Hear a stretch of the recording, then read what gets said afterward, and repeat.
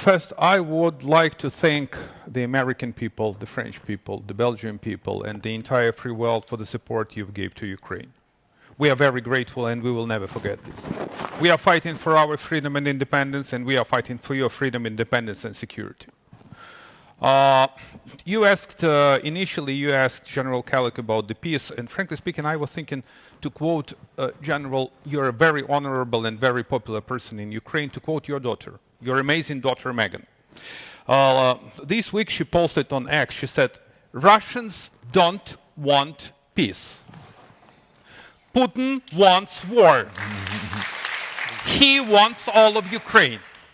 And I have nothing to add, General, frankly speaking.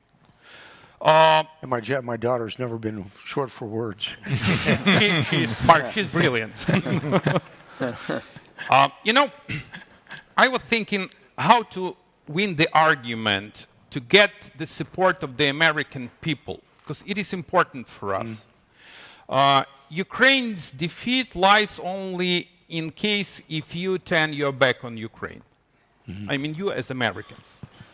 And in our part of the world, it's not very common and popular to say why President Trump is right. But let me do this job. So I believe that President Trump is right when he says that that's not his war. It's true. That's not Trump's war, neither Zelensky's war. It is Putin's war, President Xi war, North Korean dictator Kim Jong-un war, Iranian war against Ukraine and against an entire free world. They are going after us and after you. And no doubt the Chinese, they mastermind it. They are acting behind the curtains. Then President Trump is absolutely correct that Ukraine got $300 billion, but it comprised the US and EU support. Europeans gave $150 billion, as far as I remember, and our American friends gave around $120 billion. So an overall investment into the Ukraine's and your joint security is around $300 billion. But I will tell you frankly what kind of, well, that sounds cynical, but what kind of benefits you got. I mean, as Americans and as an entire free world.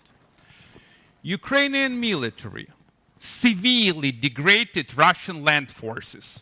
Practically 60% of the Russian land forces have been demolished by the Ukrainian military with your support. We together entirely compromised Russian intelligence. The Russian Tsar is naked. So we are well aware of all the flaws in the Russian military. Russian state coffers switched to Russian state coffins. Because, look, they lost around 1 million people in killed and injured. It's a staggering number. You actually got an experience of a completely new warfare. And the price tag for Ukraine is insurmountable. We are paying with the blood and flesh. But this price actually gives everyone to feel more secure. You actually upgraded your military production, and you realize that it is a wake-up call, and it's important to do as quick as possible in order to rearm. You revamped your stockpiles helping Ukraine. You actually made an inventory of what's up in the US. So my gut feeling is that this is the best ever US and European investment in the history of mankind in your own security. Once again, we are grateful, but this is a two-way street. President Trump is absolutely correct that Iran would never get a nuclear weapon. And that's what Ukraine, as a perfect example, did in 1994. We possessed the third biggest nuclear arsenal in the world. We relinquished this arsenal, and we got a number of, well, there is a debate over the legal definitions, whether this is a guarantees or that's assurance. So let me skip this debate. We got promises that Ukraine is to be secure, and these promises had been co-sponsored by our American friends, United Kingdom, and you know that even Chinese did it, even Chinese. That's a funny thing. And Russians. So how can you pursue Iran to cancel its nuclear program? having Ukraine and giving Ukraine an example. And the third issue, I do share President Trump's take on Afghanistan withdrawal. It was a disaster. But if Ukraine fails, this would be tenfold higher disaster rather than Afghanistan. With all due respect, Ukraine is not Afghanistan, and that's completely different cases. We wish the US to succeed. We wish your administration and your president to be strong and to reach the peace deal and actually to succeed as both, as a politician and as your country. But in my humble opinion, General, it would be practically impossible if Ukraine fails. Whether Ukraine can win, that's the question you've asked.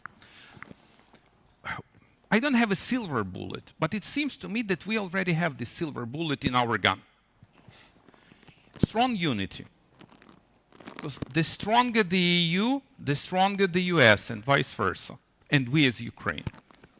Strong sanctions to arm Ukraine, to press on China, to beat the hell out of Putin, and to make Ukraine a NATO and EU member. That's what we need from the EU and the US. That's it, sir.